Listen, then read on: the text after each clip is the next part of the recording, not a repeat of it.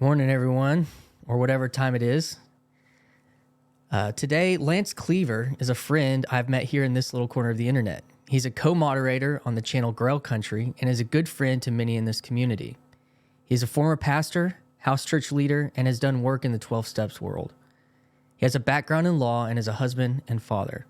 He reached out to me a few weeks ago about coming on to Grail Country to talk about church worship and liturgy. I wasn't able to make it that night, so we decided to have a one-on-one here on the Yours Truly pod. So, without any more delay, here is Lance Cleaver. Hi, this is Christian Baxter, and you're listening to Yours Truly, a place we go to think out loud.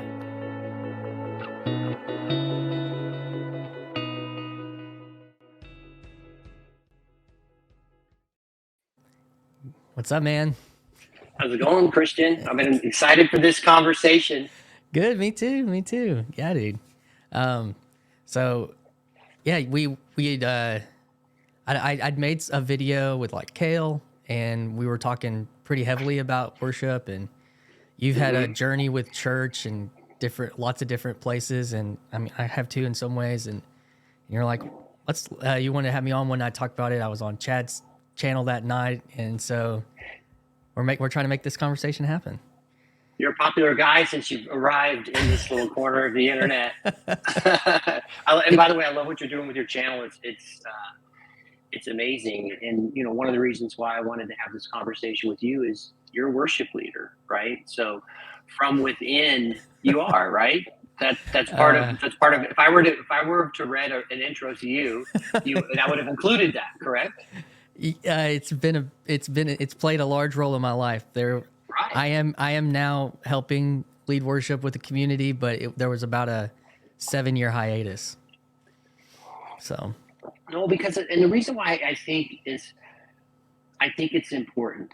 And so, you know, what I shared a little bit on that video, and I've had all this stuff kicking around, and Sherry said something, Sherry Suter, who, and I don't know if I'm a co-moderator, but I hang around with the Grail Country people, and Nate has been kind enough to let me jump on there from time to time. But she talked about talking from within something versus talking about something. Those are two very different things. And unless you've been within something, you don't really know it, you know, and that applies in kind of any sort of thing you do in your life. And so, you know, I came up with traditional Methodist services. I'm old enough now that I've seen this shift. So I was going to church in the early 70s. It got confirmed in the early 80s within the Methodist church, where it had a definite rhythm and very set liturgy, call, response. We knew what we were saying and praying every week, right? And, you know, things might change, but it came from a place to,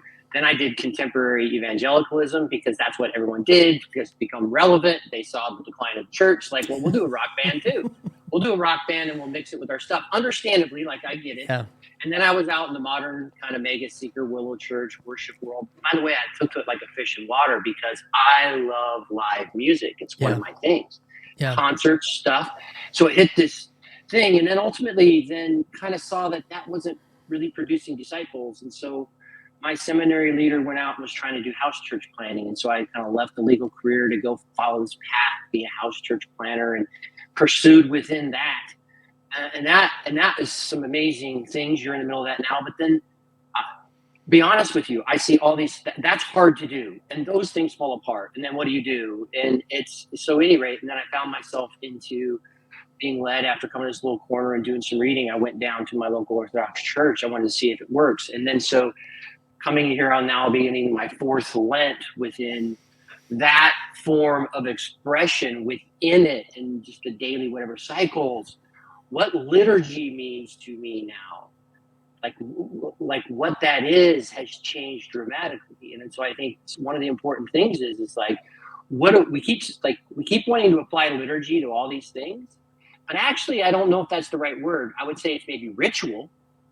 But Christian liturgy had a very defined thing about what it was for thousands of years. And then particularly us in the United States, like we want to apply that word out everywhere. And so anyway, I just want to explore liturgy because I know you're trying to do that now in a house church context.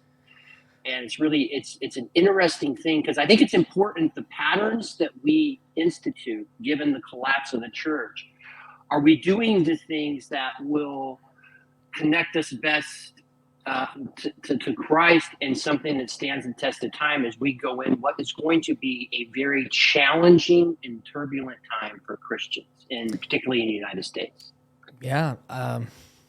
So the interesting thing when you point out what Sherry said, like it automatically made me think about how my experience from high church has been a lot from without.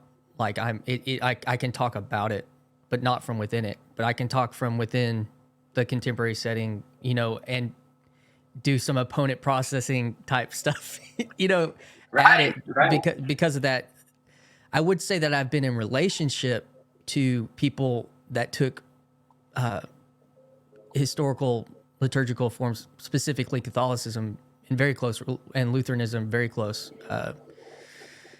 In my family, and had long conversations, attended some mass, attended some Lutheran services, but not as a rhythm in life. And then in 2012, the church I was at, we hired a Presbyterian who had he'd gone to Yale and got his MDiv, but he was in the ordained as a Presbyterian, and we brought in a type of liturgy, and I was still playing all the same music, but we were doing some pretty simple. But it was enough for me to recognize, like we would do a call to worship, we would do confessions, we would do the creeds, we would do a reading of the word, we'd do a benediction, like it was read and response in that setting. And I think some more churches are doing that, but it was enough for me to feel something that was separate from what I had done my whole life. Right. And then there was other things. There's a guy who works for Christianity Today that I did. He used to be a worship pastor at a large church in Louisville that was doing some of the same stuff, and he wrote a book about it called Rhythms of Grace. And then there was another guy named J.K. Smith who was talking kind of evangelical Presbyterian, talking about liturgy and life, and we can have that conversation about ritual versus liturgy. But I think the journey of the way I think I see it right now in this space, and even in the last couple of months, coming in more contact with more personal relationships with people within Orthodoxy, is say that something like Latin Mass, something like the Divine Liturgy, is at probably a very high point of meaning in a worship hierarchy. Mm-hmm. And that I don't think it's possible to just take everyone in every situation and just be like, okay, well, here's the highest point of meaning, everyone, and this is what you should do. And why would you say that? And I'm curious, like, why would you say that? Do you think that the Divine Liturgy can't? I'm just an honest question, like this. I hear this thing being talked about. Because the Divine Liturgy's been around since before people were reading and everything else. Like, you don't have to think at this super high level to participate in it. No, like, yeah, I don't. That's not necessarily what I'm saying. I still think that. I guess what I think I'm trying to say is that, so if I believe that on a certain level, mm-hmm. I could go try to find that for myself as an individual. I don't know if that is always a proper response, depending on where you're at. If maybe you are helping care for a group of people, and the position I'm in is, so say I might think that, and maybe I do, I'm not sure. How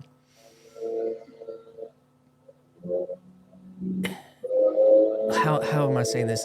So say I was at a Southern Baptist church on staff, mm-hmm. and I believed this, and I came to this mm-hmm. conclusion. Would I be better in a calling to go follow to follow that for myself as an individual, or is there a way that I could be a part of a vision in my life to help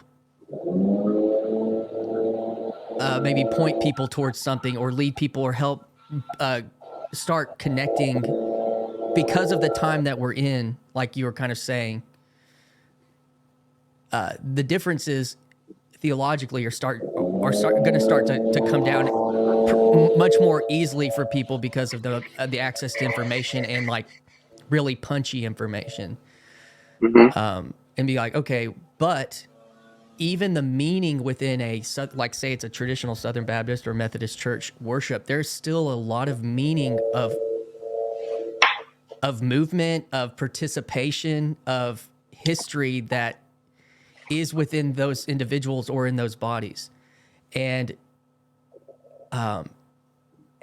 you are going to have people, I think, that are going to have a difficult time getting over the ideas of what they might consider idolatry and those types of things attached to iconography or whatever.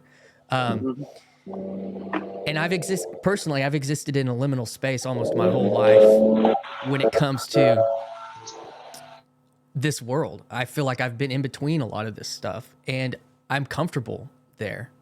And I'm comfortable saying, no, I think this is really cool in this, not just cool, but true or good or healthy, or right. And, but if I just go do that for myself in the position that I'm in, or even when my wife isn't come along with me or something, like, I don't know if that's always the right move for everyone. There's a lot to say about that, but. No, I think that is really good. And so, one of the things, like, also I'm a pragmatist, right? So I know what's, so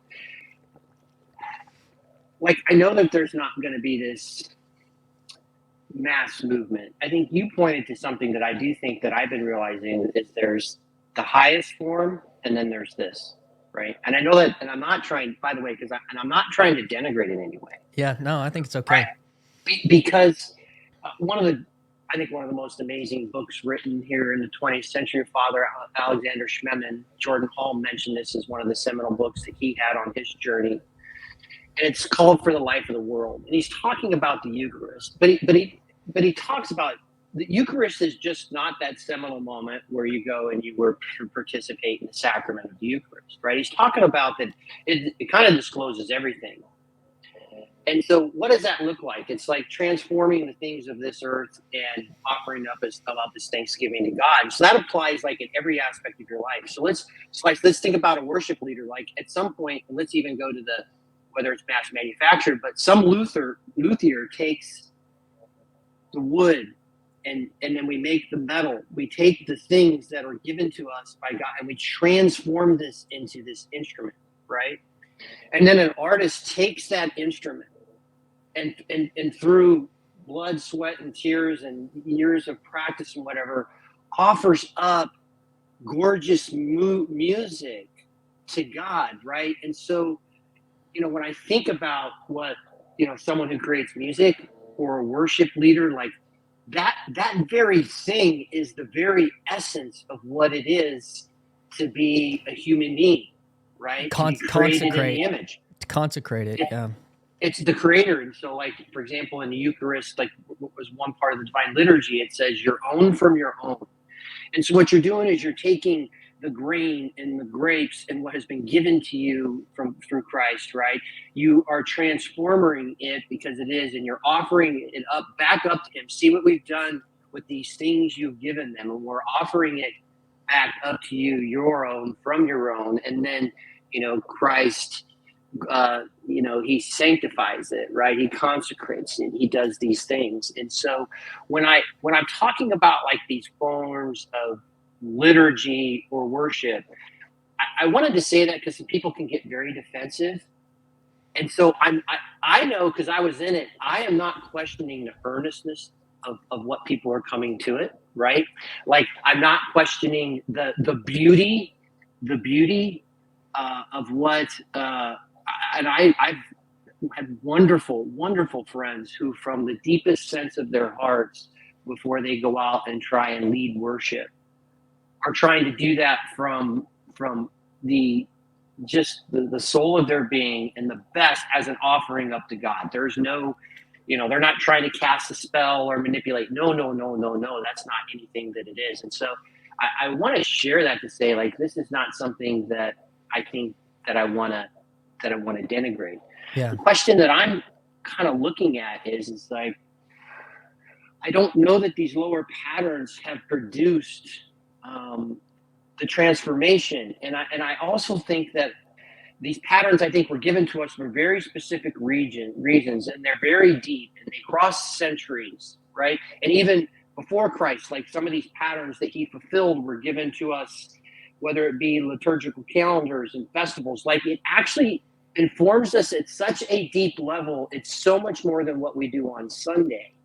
And I'm wondering, is particularly in this sense where we're on such shifting ground, coming from within this thing, and I've been within these other things, I'm starting to see this thing that I'm like, oh my gosh, I think that, as weird as this might be or everything else, I think that this might be the pattern that was revealed to us, that is the thing that will give us the most meaning and answer this crisis that we're experiencing in the West. Yeah, I agree. Actually, it not maybe not in the not in the I'm going to go to Orthodox Church next week. Agree, but I agree.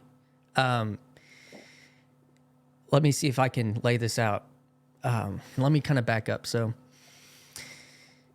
the context of how this little community got started was basically there. If you listen to Rise and Fall of Mars Hill, did you listen to that? Yeah. So I mapped that onto a church of 300 or 400 in a small town in Arkansas, basically. And two of the elders that I felt like were trying to hold back they were trying to hold on to actually certain patterns and certain parts of vision for worship and a culture at a church that were more directed towards what you're talking about. They made the choice to step down. When I saw that happen, I thought, okay, well, the floodgates are now open. That's gone. That vision, that part of the vision of that community, the little bit of it that was left, and it wasn't. And then a month later, things were done to me and my wife were a betrayal of trust, and so we could no longer stay there. And from the position that I was in, this was a church that I had helped basically start when I was in high school, and then I betrayed the trust of that church myself, and was, fired, and then came back with my family about 6 months later, and I just attended this church for 6 years straight and didn't do anything. Mm-hmm. But I watched the changes happen and things, the vision for something closer to what you're talking about, and what you could do with that, and where that could lead people. And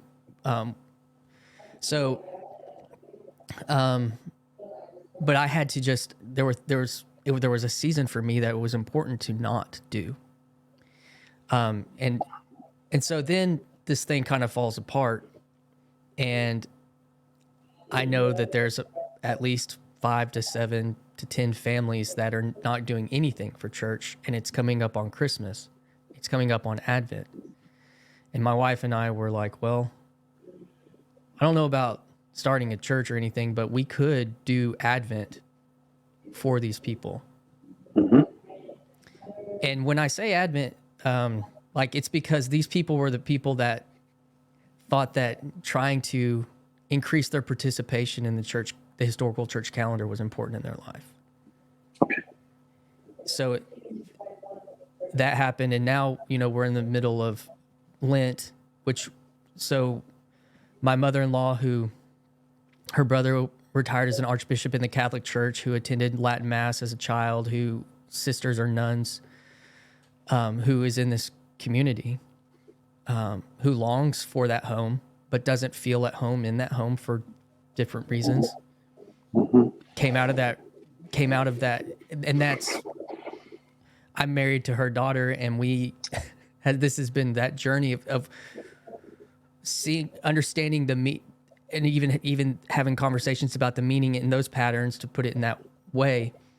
Well, so now we're coming up onto the Holy Week, and so I asked if these kind of charter families we'd meet to talk about Holy Week, and how to get to your point about these patterns and getting this into your life. Like, that's what I say. I agree with you, and I think that we haven't actually taken communion but once as a group, because there is probably some tension, spiritual tension about what to do.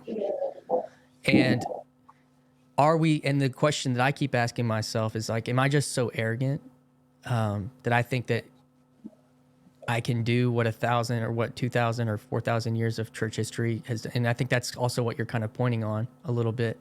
And I'm like, I don't know. I've said that out loud about 5 times in 5 different conversations. And so, so actually I had this conversation with Nate Heil brought his pastor or his priest, Father Joe, to Symbolic World. And we talked about this for almost probably close to an hour and a half over dinner one night or over drinks. And I don't know, Lance. But I do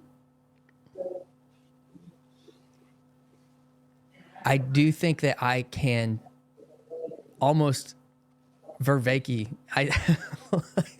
Silk Road. I kind of feel like, I feel like that a little bit with this stuff, because I can't come at it from within, but I think that I can point to it and make this group of people. So say this thing dissolves after a year, which is, I'm not trying to plant and grow and do the whole strategy. Like, that's not what I am trying to care for people. And my hope is that there's a strengthening, but not a let's get the fire going and let's get the momentum and invite all your friends. I'm like, I actually not interested in that. So, but like I said, if this thing goes away and the people in this that have been on this journey where we light candles and we have a cross in the center on a table that probably will be designated for Eucharist of some type, and we're not having worship leaders in the front and center. There's things that we're doing that I think that if people come out of this and they try to go back to a certain setting, that they're going to not want to go back to a certain setting. And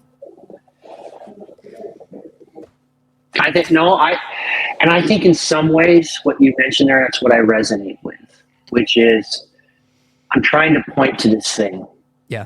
Because I've been within it, and then there were so many things that I loved about House Church Christian. Like, it was so amazing. And again, I was part of a collection of house churches. There was a lot of stability in that because we had a leader who I call our PBK, and he was an amazing man. He was an amazing man. And so we went through our seminary and we were apprenticing and launching house churches, and he was providing that really good kind of structure at the top, like someone with wisdom. Just think of PBKs at the top, right? You tap into this wisdom and you do that, but even that thing like collapsed and fell apart. And by the way, it was really hurtful for my family because we were just coming together as a blended family. My stepdaughter was really plugging in because there were a lot of these 20-somethings that were cool. They were artists and stuff, and she could see, wait a minute, she was a theater kid, wait a minute, these kind of cool young people that I vibe with and I like what they're doing, wait a minute, like they can follow Jesus, and like they're being abstinent as young couples before they get married. Like, it's like all this wild stuff that people you say can't do. But anyway, she was immersed by this. But when that thing collapsed, right, then, we did it. And doing house churches are very difficult. But I do think and so again, that's why for me, I've seen the model of house church, and like you just mentioned, I'm just doing this thing, don't know what I'm going to do. Like, even the very best of house church movements, like, is that going to last for 2 or 3 generations? No way, right? So it could be okay, but in those moments, it's okay. And I think what I'm trying to also do is trying to point to this thing, not trying to convert, right? Because I'm also trying to point Protestants back to, hey, if you guys would actually go back and look at what Protestant services were in most instances, there was a lot more of a depth and a richness to pattern, to present. Like we've moved so far away in this shift towards relevance that I think we're actually, so that happened kind of Jesus movement time. You started some things happen in the 80s, then Willow Creek model breaks in, then mainline evangelical tries to come back and take on that seeker relevance movement. Like, this is all really, like, this massive shift that we went to is really very, very new. Yes. And so I am trying to point to the things. And the other things is I'm a practical guy. Like I've seen this. My Methodist church of my youth is going through one of the absolute messiest divorces, and it's coming to a head, and it's been nasty and it's been awful, and every denomination is going to go through that, right? So that model didn't even work for me. I've just seen all this stuff, and I'm trying to figure out how what do things look like moving forward? And there are very practical things like the liturgical prayers that I'm participating in my daily life that then I participate here. Like I'm seeing how all this stuff fits together. And from within, I'm like, oh my gosh, this works. And what's funny, Christian, is there's a lot of like Zootown Church, they came out and they're going to start following more orthodox thinking about things, right? So you're starting to see even whole churches, you're seeing people like yourself. I think you're seeing me that are starting to point to this thing to say, hey, there might be something to this. Yeah. And like, so I use this one's Presbyterian. But I mean, it is not like, so the Book of Common Prayer is basically, there's like, I don't know if there's 4 cycles or something, but it's like basically the same. There's this Sunday is this. And I'm probably like that in the Orthodox Church. This is something like a hybrid where it gives you like, 10 options for a liturgical thing. Here's Lent, here's 10 different things you can plug and play with them. And, but it's still actually a lot simpler than, well, it is this is also why I believe that Jonathan Peugeot says go to church, because I think I have no idea because I've not talked to him about this or ever really. I mean, besides introducing myself to him last week, but it's like if he says go to church, he's not saying go to the Orthodox Church. Like I don't literally think he's saying that because he said that explicitly. That's not what he's saying. Because I think that he does believe that is the highest point of a value of a meaning and value hierarchy, and that if people are earnest, they're going to work towards that in their life regardless, and they may never get there, but that's not the point. I don't think he thinks even. I think the point is for Christians, and that's like more of an individual thing, but on a corporate or cultural or large scale, I also think that the thing like you're talking about is happening. I mentioned this on a recent conversation. I think I was on a stream, and Brooke Frazier, who wrote like Hosanna, big time Hillsong worship leader, recently wrote a new song, a chant out, and she used King James, and she wrote a chant. She's like one of the most prolific, and I don't know. You could chalk it up as a trend. That's okay, but even if it is just a trend, it's actually saying something.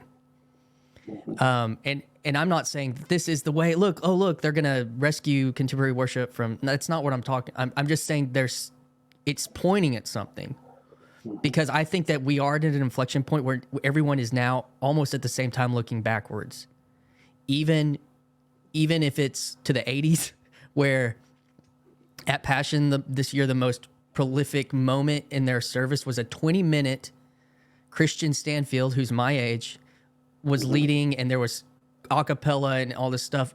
The song that they did that with was Agnus Dei,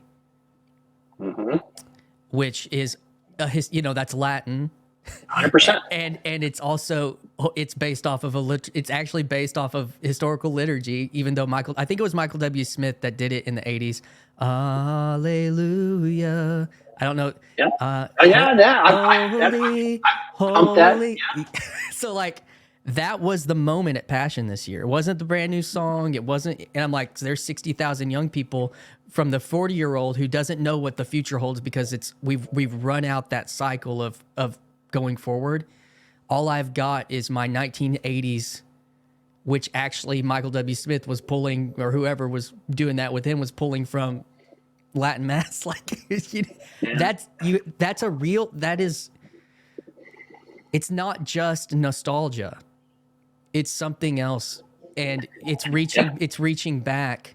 And so even if you're looking back 40 years, or you're looking back 2,000 years or 1,500 years, like, that is kind of what I think is happening, and I think that's good. And I think that helps. That's a conversation point. Mm-hmm.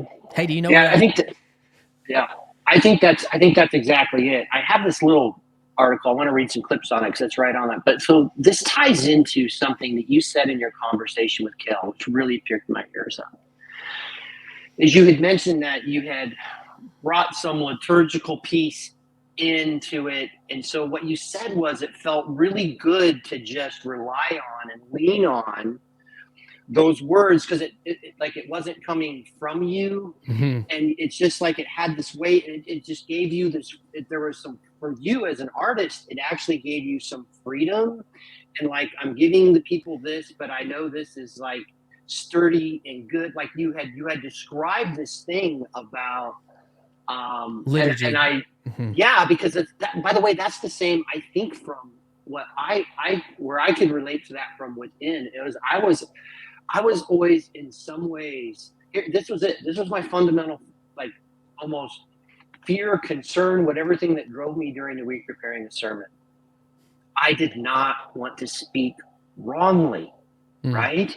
So I went down and I studied and I was chasing this problem is like, well, this commentary says this, and this commentary says this, and this commentary says that, and this commentary says this, and this thing believes this. And it was really so a guy who was out here seeking truth, I found it to be very difficult. And so that's why my prayer always was before I started something, Lord and Holy Spirit, let those things that are true remain, and those things that I speak that are untrue fall away. Because I knew with all humility and anything that I was trying to do, I like to try and actually nail the sermon is impossible, dude. Like Yeah. within the context of an extemporaneous, non-denominational Protestant frame, like I just knew at my core, like I'm not getting this right. Yeah. And so I tried to set that sense up there. So, when you had mentioned that, I was like, because that applies like at a bunch of levels. But when you said that, I was like, yes, that's it. Like almost, it gave you like, it freed you up as an artist almost. Well, it did more than that. When I was not in a place of integrity, it was something that I knew wasn't me. And I was glad for that because I knew that. And so I think that's a big piece of it too. And I think that's almost what you talked about with institutionally thinking about a pattern that's not yours. And that was a conversation. So one of the guys I was on staff with was having kind of a existential crisis of denomination. He was having this in 2012, 2013. And he was like, he could talk to me because I was the guy that was liminal. I was I've got major Catholic family. We're not, it's like, and so do you know who Scott Hahn is? Yes. So my buddy was writing a blog and he had probably like five readers, and one of them was Scott Hahn, and Scott reached out to him. This was a decade ago because he could see that this guy was contending with this stuff pretty well and was trying to woo him into Catholicism. So he ended up going to an Anglican church a few years later, and then that didn't work. There was some struggles, and then he went to a Presbyterian church, and now he's back at a Bible, like an evangelical. So he went through this whole cycle, and there's reasons for that. I think those were individual reasons as those contexts, but that was an experience with a person like in this journey. And now he was like a youth and associate. Now he's actually doing the worship, and he's doing this same kind of project of bringing liturgy into a very modern context. Again, like he's back into that work. And I think that I don't know what it is, because what do you do with the 40 years of rock, like what the church, like this thing, do you just excommunicate all these people? You know what I'm like? Do you just get into Pharisee mode? And I just don't think that's it. I think I think what I would be so happy with is if people that were in these spaces, they ended up going to a new, like say they moved and they go to this town and they're trying to go all these contemporary churches. They're just like, this isn't it. And then they find themselves in a higher space of pattern meaning in worship, like in that journey. Like that would make me really happy. But where maybe you're in a context like us where there's not even a Orthodox church for 2 hours from where I live. Like, right. Well, okay. So there's the pragmatism there.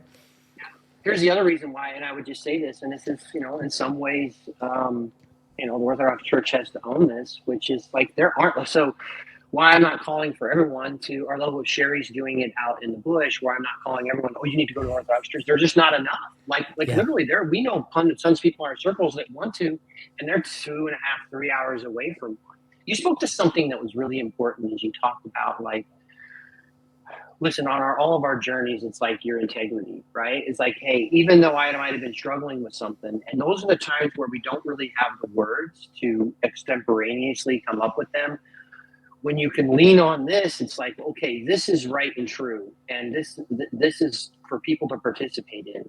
That also like scales all the way up when you think about, like, it really doesn't matter who the priest is on any given Sunday when I go to my divine liturgy, because it's not just like every day is lined out. Every day and every service has the biblical stuff, and you follow these very distinct patterns. But like, so you're going to participate, and if you do the prayer service before, which most people don't do, I'm going to say that, right? But if you do that, like, it's 3 hours of this thing that has gone on for centuries. And so if there is some personal failing of the priest, you can just remove that priest and you put a new one in, and like everything continues. And so that's one of the problems about the celebrity.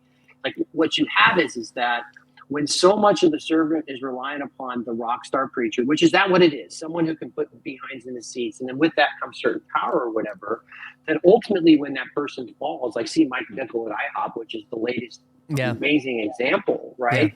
It's like the whole thing collapses because it has to necessarily be built around like the cult of personality. Yeah. And so I think what it is like, and I think what you're talking about in your word is like, it's almost like communicating, hey guys, you might have this sense that there's something more. We don't excommunicate. Like, we don't tell Emily to quit doing her worship gig on that's Sunday. Yeah. But there also is, what I want to start communicating to people is like, hey, there's this deeper thing. What a lot of those worship leaders will go through is their church is going to split. Yeah. I'm just going to say this. I'm going to tell you, more than likely, your church is going to go through some massive leadership upheaval, and some of them survive better than others. Others don't. Like, you're going to be met with this crisis. Yep. And so I think it is pointing people to it. And then also some of these tools, which are the patterns, the festivals. And this is by the way, this is all over Protestantism. You can look at, even Pro Bro YouTube, and they're talking about trying to grab. Well, there's Pro Bros too. No, I know. That's the Redeemed Zoomer guy. He's Protestant. Yeah. A lot of them are actually talking and contemplating, hey, I think we might have lost something in the real presence in the Eucharist. Like, I think there's more going on here than just symbol. Like, there are these things that are happening. Yeah. To that point, this was one I brought up. This was one of my, it was around the time when Emily got on and Paul kind of was opening up a little bit of the floodgates on the worship conversation. And I was at work just like dying to get into this stream. I gave it like 5 minutes, but I was like, okay, apart from if it is or isn't, if you believe, or even if you act like you believe that it is, it does something.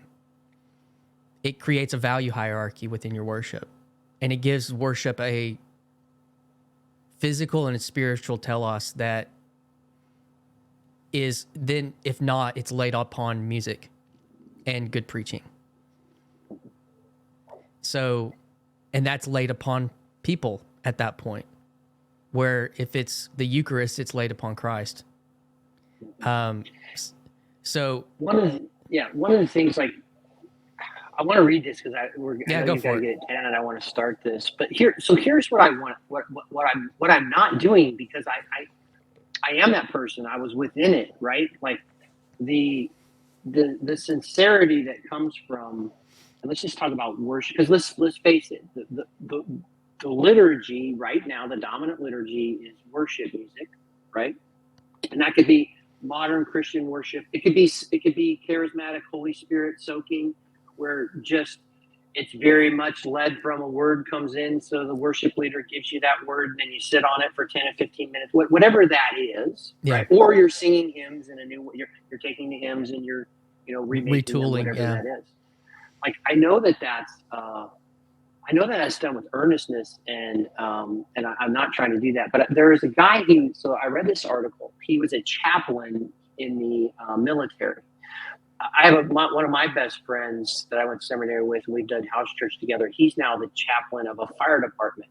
And those are really interesting. You talk about liminal space, because you've got to serve the spiritual needs of a broad spectrum of people. And so you come in there and you grab kind of that. You are who you are. You don't ever stop that. But you have to grab more of what I would call 12-step type language and talk about spiritual principles in a way that can connect across all sorts of different people. But anyway, so he wrote this, and he was talking about liturgy.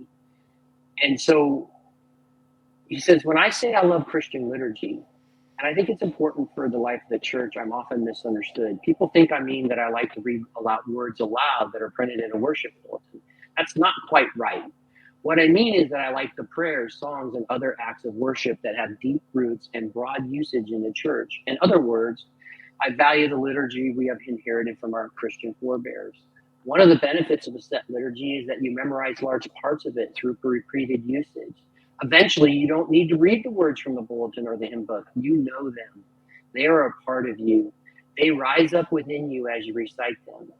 I really don't like to recite words composed on Tuesday for use on Sunday to be thrown in the recycle bin on Monday. Of course, some contemporary liturgies are even worse if you actually reuse them. Few of them are weighty enough to endure for hundreds of years or to unite the church across the generations.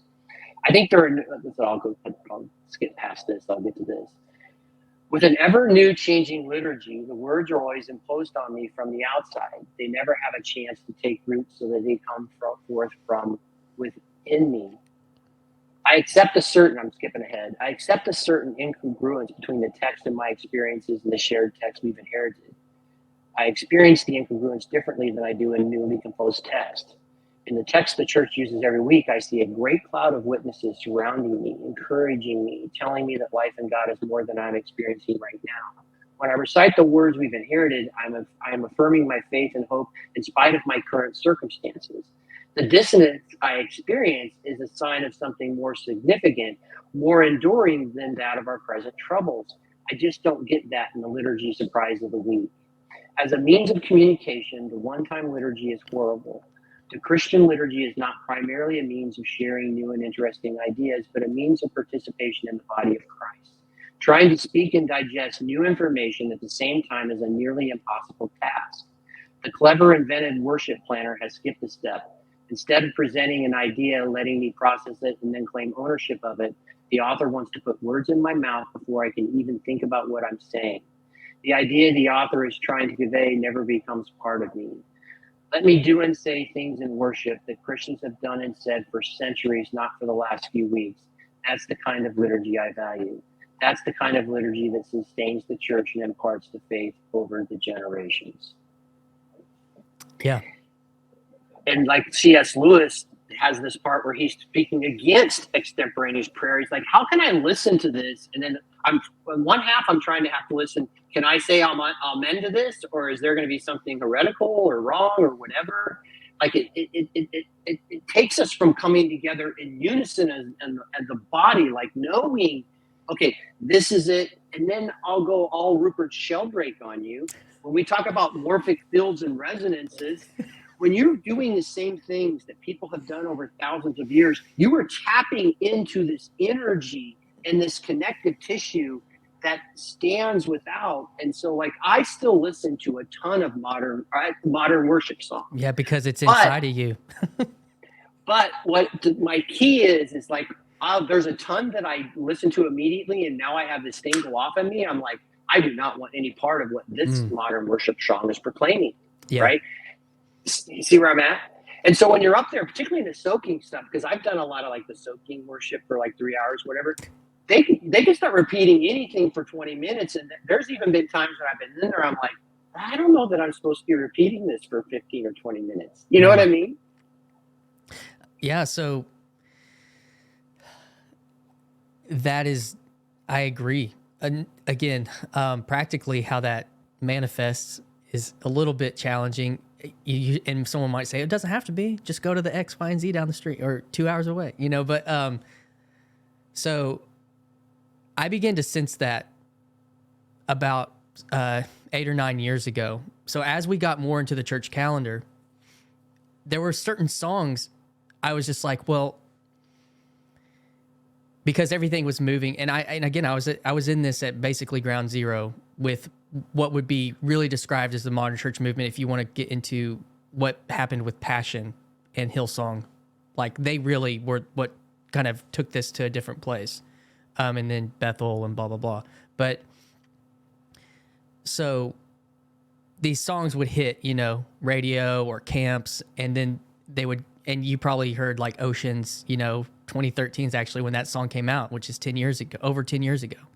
So, but it's like there were these moments of a collective experience of internalization for a certain generation, where if I would be interested for you, Lance, if you went to a service now, that if there were 3 or 4 songs played within liturgy that you actually knew, maybe some hymns that were internalized, like actually he was talking about for you as a person, not over millennia, but for you as a, you know, I don't know if what your age is exactly, but that I'm 54. I'm right in the heart of Gen X, baby. So if you that you would be able to have be prepared for when you hear that first little lick, like say it was the song Inside Out or something, you would automatically be prepared for what you're about to experience, because you know that's like a liturgical bell, like a ding, this is what's next. If you heard that. Now, I'm not saying, but that doesn't last because it's based off of fad and trend. So, but my point is that I began to see, okay, well, we just can't keep going, because I'm trying to get a church to sing together.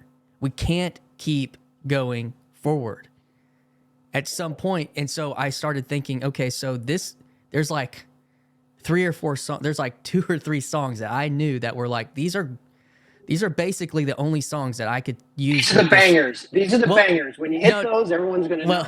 That is kind of true, but my point is actually there's only a few songs that I think I can use appropriately for Good Friday. Right. So we're only ever going to play these songs on Good Friday, but if you go to our church for 5 years, you're going to experience these songs every year on Good Friday. Mm-hmm. And people are going to anticipate that, and they're going to know it, and it's going to be something that, oh, these are our sacred songs for Good Friday, something like Lead Me to the Cross. Audrey Assad, who's Catholic, also had a song says death. It's based off of a John Donne poem called Death Be Not Proud. And then I was thinking the same thing almost for Easter, was like, and I was tapping into that, the spirit of what that guy's saying, obviously in this context that was different, hyper relevant, hyper forward and all this stuff. But I began to sense that this isn't actually going to be helpful. And it already was like, I also was in a context where I was playing music on the road in a worship band with like basically guys that we could grab any song out there and just knock it out. Like one of the guys in that band is in one of the biggest Christian rock bands out right now as their drummer. Like we were able to do that. And so I had this other place where we could just go completely far out. But I was noticing that for my church, I was thinking, this isn't the same, and this isn't. I don't need to be aiming for that over here. Right. And Right. Right. now, Yeah. It's two different. It's two different. Like time and place. Like the environment and the space and the place matter, and it's good. Like what you're doing is amazingly good. I think what you're thinking about is, okay, this is amazing. I need to give myself the freedom to do X, Y, Z over here. And then you're trying to think, okay, when we get together, when we're coming for what we do for church, like, so what's that space? Like, what's yeah, appropriate in that space, right? yeah, it was, and that was in those movements. There was no contextual difference. Oh, it should be. We should take the 60,000 person conference, and that's what we need to have every Sunday morning. And I saw that that wasn't true because of the mom that had the crying baby on the way to work that wasn't spending, $300 to go to Passion to get their worship on. Like, you were coming to church on Sunday. It's a different thing. So, or the or the old people that you think, oh, they don't really care, but they have like this depth of, they may not be participating, in which is unfair to them, but that doesn't reflect on their actual faith. And so Sunday was different. Like, oh, I used to try, let's sing the stand, and everybody raise their hands and blah, blah, blah. And it's like, no, that's not okay, actually, because this is Sunday morning and this isn't church camp. And I began to see that there was something else in the spirit of what that time. It's when people trying to do a rock concert at 9 a.m. on a Sunday morning. Think about that.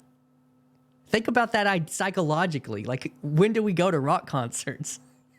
At 8 o'clock on a Friday night. Mm-hmm.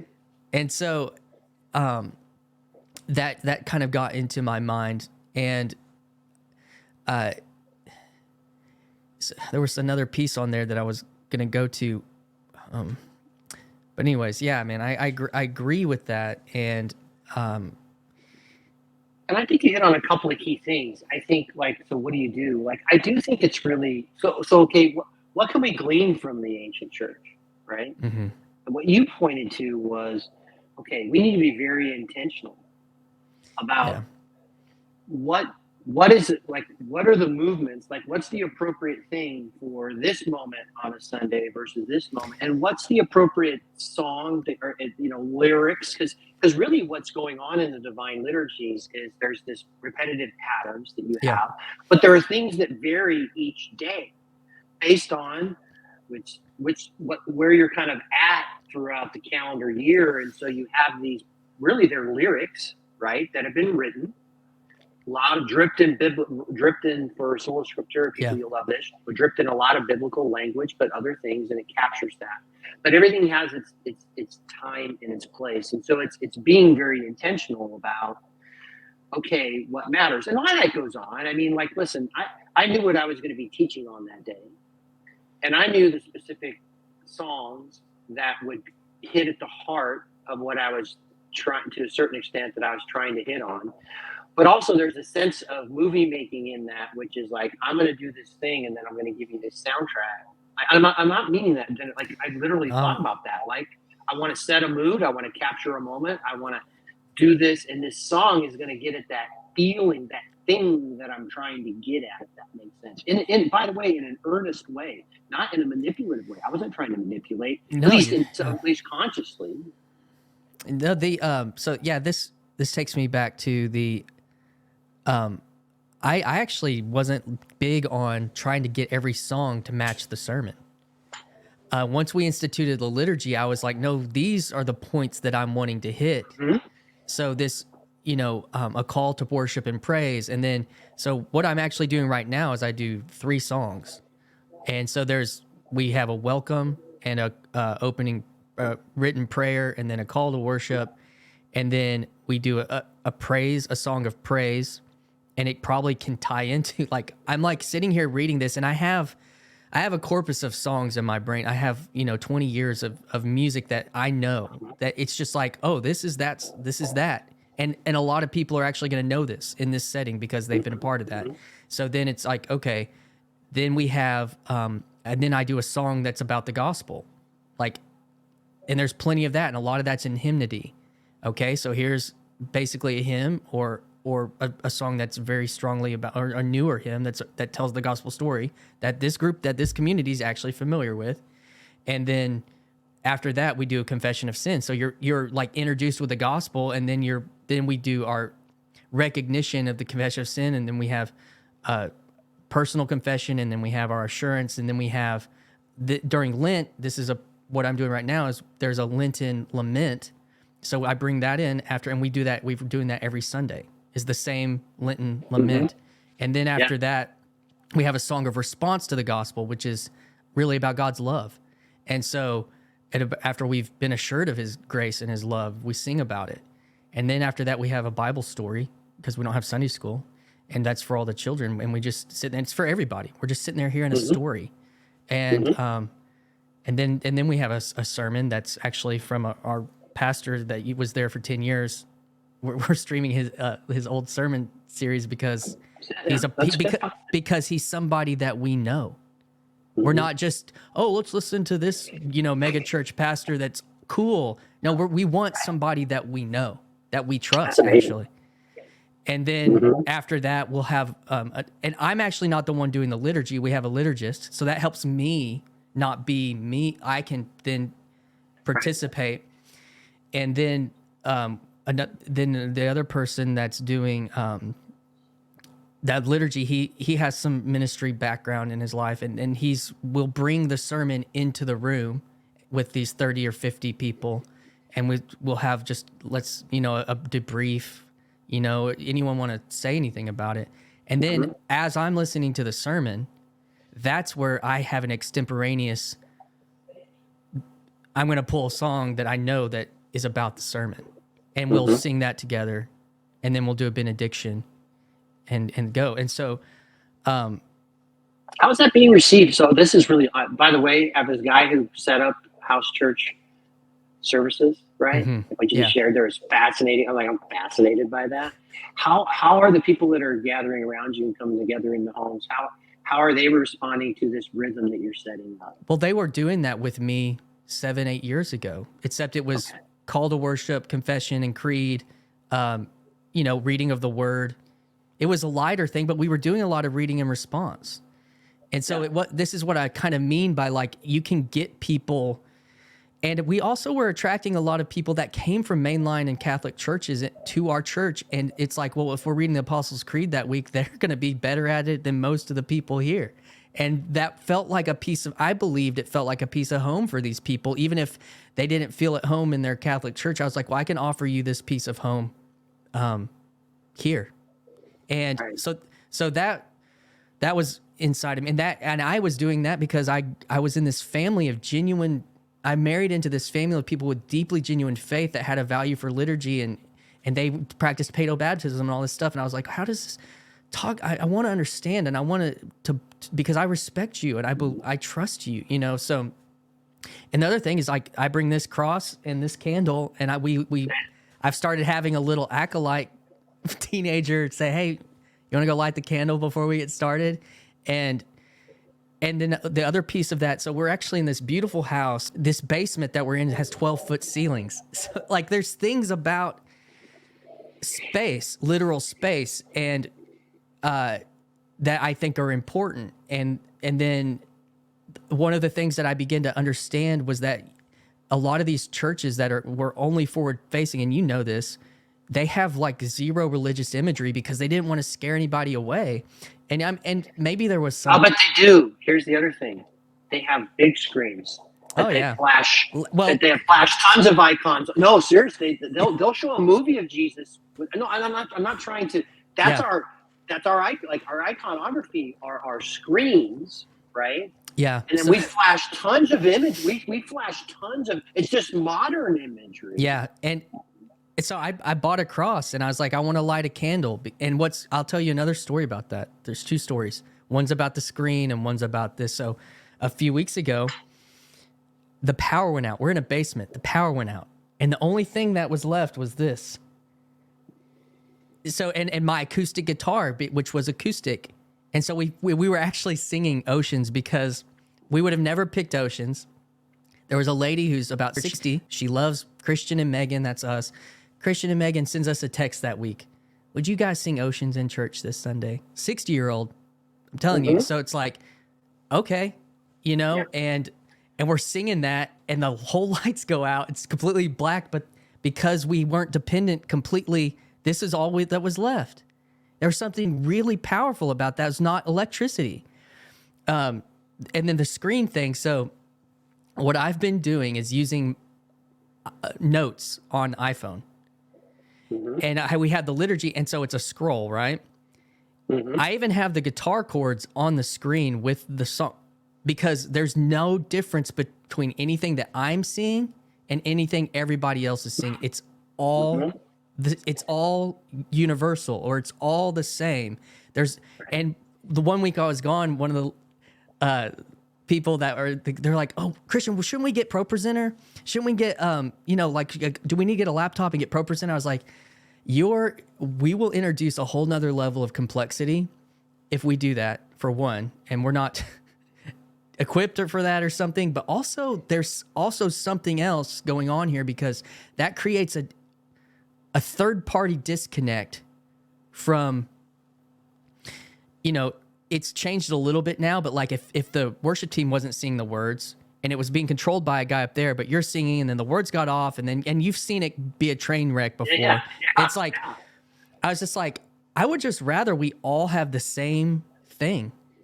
And it's not, I'm not printing out bulletins every week but I did make a little liturgical order, because there were people that were talking about, like you said, they like to be able to know where we're going. They want to know where we're going, where we're headed. And so, that's what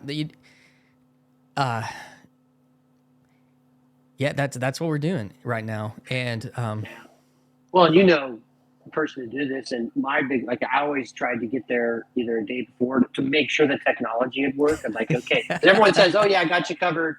You built out your sermon and keynote or PowerPoint, whatever it is.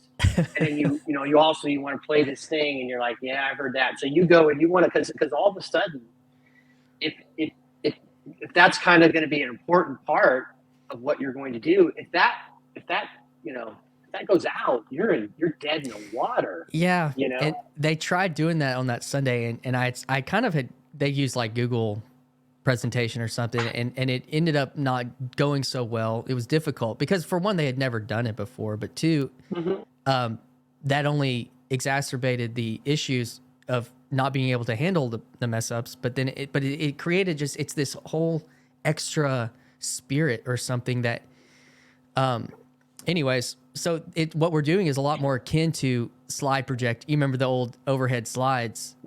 It's just all right there. And there was actually something very good about that in a way. So I don't know, man. I think that's good. I think, and C.S. Lewis alluded to this in this quote he said. One of the things that it's like we actually know this thing to be true, that discipline actually gives you freedom. Yes. Like, we know this in our personal life. It seems like following this, it's like, no, discipline actually gives you freedom. And then, so one of the things, so this is every day of every year, here's all the... Is that Orthodox? Yeah, and it's like every scripture, so there's the lectionary, and you read through most of the Bible for the most part. Yeah. Every year. So the freedom has been, is like, I always used to worry about, well, what's my devotional going to be now, and where am I going to focus, and what am I going to focus on? It's like, now I just every morning I know exactly what I'm going to go to. And then see, the way I talk about it is like, it's scales, right? So every year I'm going to practice the scales, and I'm going to do the same fundamentals. This is the time of year. Like, so for example, right before you get into Lent, there's first the publican and the Pharisee is the 3 Sundays before. So you start getting in this sense of the Lord have mercy, how we're into that. Then they have the prodigal son. So now we're getting ready to get into this. And then you have the Sunday of the Last Judgment, which is right before you're getting ready to go into this Lenten period, is to think about that, right? And so everything is like laid out. But the beautiful thing is that, like, you just know exactly where you're at. But what it does is it gives you these patterns. Like every year, like, I know exactly now where I'm at. Like, because like we're in meat fair Sunday, so you can still have your cheese and eggs. So no more meat starting now. We haven't hit Lent yet, but we're still not eating meat, right? But all these cues start getting me into this, and there's so much freedom in just knowing where you're at. But that also applies to, for example, like even like what you're doing, and what I was totally mapping onto is like you're creating this thing. And so, for example, every Sunday in the Orthodox Church is Pascha. So as you look at, because as you go through the week and you start doing this every Sunday, as you remember, this is Easter, right? And so the prayer of the maidens before the Gospels you always read are where they're showing up at the tomb and he's empty. It's always that stuff. And then you get in and then you go through this whole kind of ritual. And so you just keep repeating these patterns and these things. And it seems like rigor. It should be, actually. But even you're doing that on this little scale. What I can see what you're doing is like, okay, I'm just going to share these notes. This is how we do these things. We're going to have this flow that we're going to do. And you're trying to create this pattern that gets people into this place to where they can participate actually more extemporaneously and freely within that than when you're trying to figure out what things are all over the board. And that is actually a whole nother conversation about participation that we haven't even touched on. Which with everything new with music, and again, I like loud music, but with music that you're not actually the intention. I know this as because I was in this like, oh, I'm tired of this song. Oh, this new song's awesome. I'm inspired. So let's play this new song. And so the artists that are leading worship as artists, if you think about the place of artists in the old church, that wasn't the place. They had a place. Michelangelo had a place. Bach had a place, but they weren't like. So it's like, the artist is always looking for new inspiration, but that's not really what Sunday morning needs to be. Like you're saying, so if you have it's not about the artist. No, Sunday morning is not about the artist. It's about Christ. It is, and it's about the body, the Eucharist, but also the body. The body of the church. And so it's like, even in the small amounts of reading and response that we're doing much more than I even used to, but of a call to worship and a formalized confession or a reading of the creed together, that is a participatory action that everybody is engaging in. You hear the person, the songs hit or miss. Especially new songs, especially, but it's quiet now and we're all saying something together. I kind of feel like I need to, like, that's in like a larger, but this small community is like the same thing, but I feel like people I'm even sensing it more, like they're like, oh, this is now our job. This is now our time. This is, to latch on to this space and this time. So like there's the participatory aspect, but then you are also, I can't remember the other thing that you were talking about. There was another piece on the end of there that I wanted to latch onto, but yeah, one of the things so here's one of the beautiful things. So what I'm trying to share some beautiful things, and I'm trying to share some things that within all these things that I'm like, oh my gosh, go ahead. Did you find what you wanted to say? I did. It was that you and I are pastors with theological education, and not only, and somebody even like Luke Thompson he was in like ministry. Bringing that into these spaces is much different than culturally being in those spaces, I would assume. Now there is still a reality to what is forming you on even a subconscious level for these people that go there culturally, I assume. Like, and even for my mother-in-law, who wasn't, the things that she misses aren't things probably that she can even articulate as much as that she can feel sometimes. And so what I think is interesting is that bringing the evangelicalness culture into these spaces is as equally new in a way than the institutions themselves. It's that have existed on autopilot in a certain way. Like, but now you have these these evangelicals that are, you know, like, let's do some, I got to share the good news of this. Like that is actually a piece of this story as well, I think. Well, one of the things I'd like to share with you, because I think it might be powerful for you in your context, which is, here's one of the amazing things I've found. So in my daily prayer stuff that feeds in, like I practice.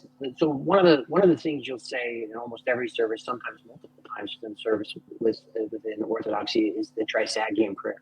Holy God, holy mighty, holy immortal, is that piece of it. So I started to say that, and it was at first it was reading, and now I have it memorized. Now it's like I've learned the scales, and now I play music in my prayer time. But I have all these prayers that I've kind of incorporated that are part of my daily practice. And then if I come to any service during the week, that thing that I do in my quiet place or with my family, now I'm also doing that in church. You talk about the body, right? So there's this thing that becomes so ingrained and integrated in your life that the patterns you're doing at home are the patterns you're doing collectively. When you're at home, you know that everyone else who's following certain prayer rules is also praying this, from the monastics to me, to the garbage man, whatever it is. Like, there are these deep things that we're reciting from our hearts, these liturgical prayers, which are also connecting us back over thousands of years to all these other people that every day we're saying these same prayers. Like, so one of the things about trying to have everything you do in your daily life is a practice and a rigor that then gets played out also communal, like for the most part, like when you're coming together. So if you're really practicing it and trying to, and it can be 15 minutes a day. It doesn't have to, or it's 5 minutes a day. It doesn't have to be whatever. But man, when you can get all that stuff at a depth level, that it all integrates, like there's something that unlocks is powerful. And I think where Yeah. you guys are finding some of your liturgies on Sunday, there are a couple of cool things that I think I could give you, that I think the people that sound like what they're seeking for yourself, that if you guys said, hey, try doing this or whatever, but if you started to do that, I think you would see what you're doing on Sunday just go. Yeah. Well, I'm obviously we're coming up on time here, but yeah, you know, shoot me an email on that. And I think the last, well, I want to give you the last word, but the thing that was coming to mind on that was the participation in the family. And that has been, ever since our first kid was born, we brought the like almost nightly Advent readings into our family as a part of our year. Not just get ready for Christmas, but this helps prepare the heart, prepare the mind. You know, and we light candles every night, almost every night, and sometimes we have a little gift or it's this fun. It's very simple, and we haven't quite got there with Lent as a family. We talked about it when it started this year, but it's trying to instantiate these things into our. Okay, trying to instantiate these things into our life and patterns in our life. And so this week, for when we were talking about Holy Week, I was like, well, let's we're gonna do Palm Sunday, Good Friday, and Easter, but let's add a feast into the week. You know, as another piece of Holy Week, trying to, and again, these things. My hope, I think even my hope years ago, but my hope even more today is, so say this thing doesn't go anywhere, that's fine. And we'll have to find our way forward. But that I think my desires for the community to keep going backwards, I guess, or into the past. Well, yeah.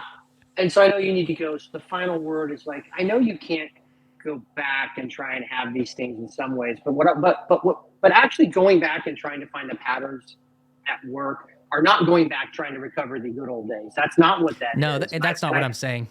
Yeah, exactly. But when people will, people like to straw man, oh, you're saying this. No, that's you can never go back again. Well, no, but you can try and find these patterns. And I think what you're doing, and I totally encourage you in it. And what I'm feel like now that I'm trying to do is try to communicate to people is this sense of trying to take advantage of these patterns, right? And you can start applying these patterns in your practical life. And then I would even say that my call would be to recognize out there within our church context is like, hey, how do you start replicating some of these patterns at the church level, right? Yeah. And I want to point people to these patterns because I think they're true, and I think they're beautiful, good, and true. And then the other thing I would say, because I see this, we have this impending collapse, and we have people that are seeing these things that are happening, and I think we're moving to a space in the not too distant future. And I don't mean this to denigrate, but it's a way to map on where a rock concert and a TED Talk sermon is not going to be enough for people. It's a meaning crisis. It's a meaning crisis. People will still come in through that, and that's great. And if that's your context, like if you're a pastor who's leading that, like you got to you got to keep kind of trying to do those things. But I think that there are things that we can point people to. Yeah. That will impact and transform them and transform their communities. And so that's what I'm about. When I hear you talk and I've seen your videos, I can sense that. I'm like, man, you're here too. Like you're in this liminal space. Love how you say that, and you're trying to figure out, how do I walk that? Because I see this thing and yet I'm living in this thing. How do I try and bring these together? Yeah, man. Well, thank you for reaching out, and I'm excited to keep having this conversation. I know we're going to keep bumping into each other, and maybe we'll have another one on here or something. But I'm going to hit a little bumper and knock us out, and then we'll close this thing out backstage. Sound good? Thank you, brother. All right. Thanks, Lance. Hi, this is Christian Baxter, and you're listening to Yours Truly, a place we go to think out loud.